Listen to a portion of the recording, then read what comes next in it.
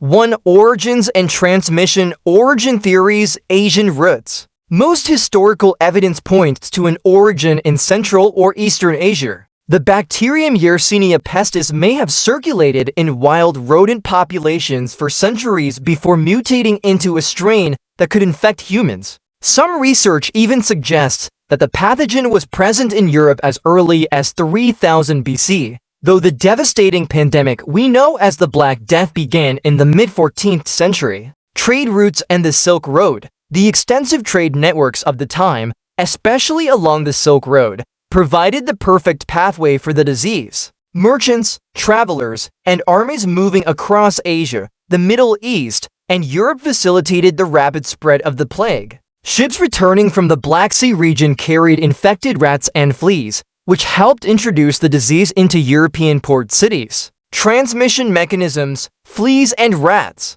The primary vector for bubonic plague was the bite of fleas that had fed on infected black rats. Once a rat died, the fleas would leave their host and bite nearby humans, injecting the bacterium directly into the bloodstream. Airborne transmission. In cases of pneumonic plague, Yersinia pestis could spread directly from person to person through airborne droplets. This form of the plague was particularly deadly due to its rapid progression. Direct contact.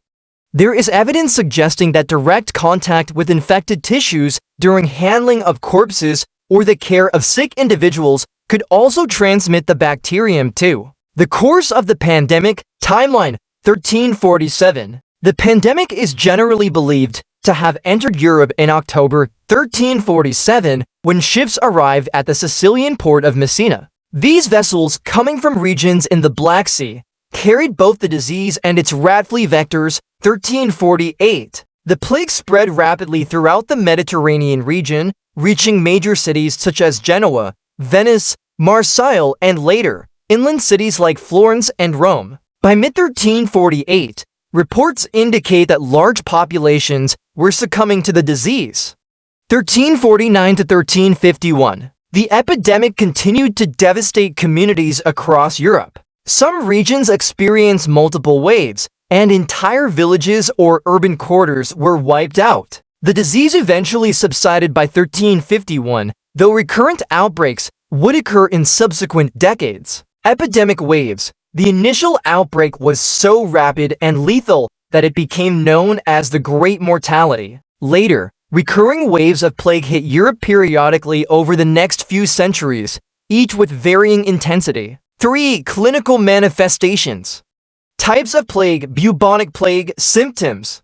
Painful, swollen lymph nodes. Buboes typically appear in the groin, armpits, or neck. Fever, chills, headache, vomiting, and extreme malaise quickly follow. Progression. Without treatment, bubonic plague was often fatal within 4 to 7 days. The swollen nodes could burst, releasing infectious material. Pneumonic plague. Symptoms. Affects the lungs directly, leading to severe respiratory distress, chest pain, coughing sometimes with blood, and rapid deterioration. Transmission. This form can be transmitted through airborne droplets, making it particularly dangerous in crowded settings. Septicemic plague. Symptoms. This form occurs when the infection enters the bloodstream, leading to septic shock, internal bleeding, and often death within hours. Severity. Septicemic plague is the most fulminant form, with almost 100% mortality if untreated in the medieval context.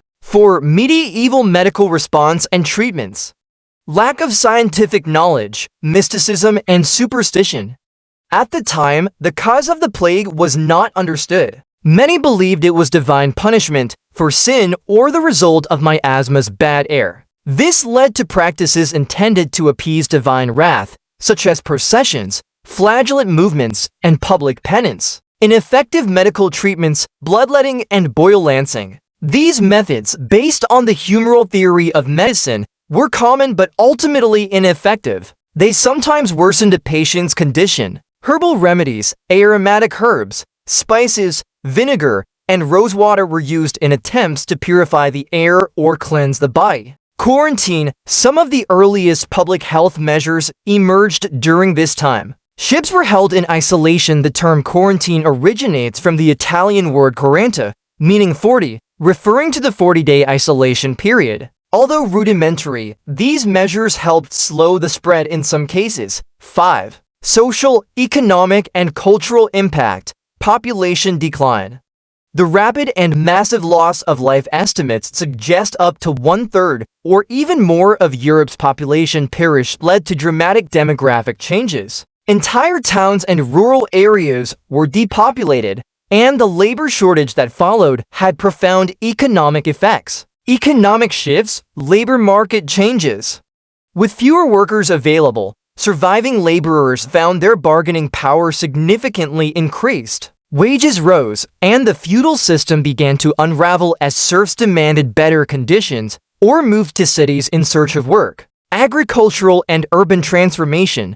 Land that once required intensive labor was often abandoned, leading to changes in agricultural practices. Urban centers, once bustling with activity, experienced declines that sometimes took generations to recover. Cultural and religious effects, art and literature. The omnipresence of death and suffering inspired a range of artistic expressions, from macabre depictions of mortality, such as the Dance of Death, to reflective and somber literature. Religious upheaval. The crisis challenged the authority of the church. Many saw the plague as a sign of divine displeasure, leading to both an intensification of religious fervor and a questioning of established dogmas. Social unrest.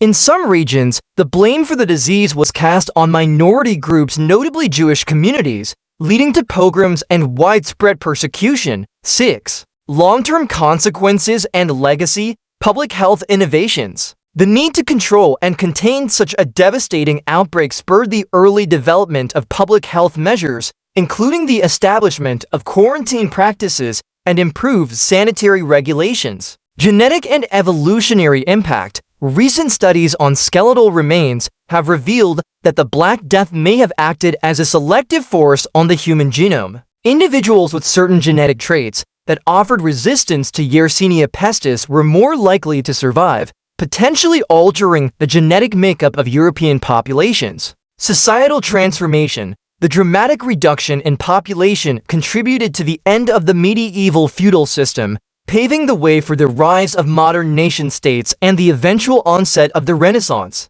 The crisis forced societies to rethink social, economic, and political structures, ultimately leading to lasting changes in labor rights, wealth distribution, and cultural expression. Modern research and reflection. Contemporary scientists use a variety of methods, from genomic analysis of ancient DNA to archaeological studies, to understand the Black Death. These studies not only shed light on one of history's most catastrophic events, but also offer insights into how societies can respond to pandemics, a lesson that remains relevant today. Conclusion: the Black Death was far more than a devastating epidemic. It was a transformative event that reshaped the course of history. Its rapid spread, the mysteries surrounding its cause, the dramatic shifts in society and economy, and the subsequent changes in public health practices all illustrate the profound impact that pandemics can have. Modern research continues to unravel the complexities of the Black Death, offering both a window into the past and lessons for the future.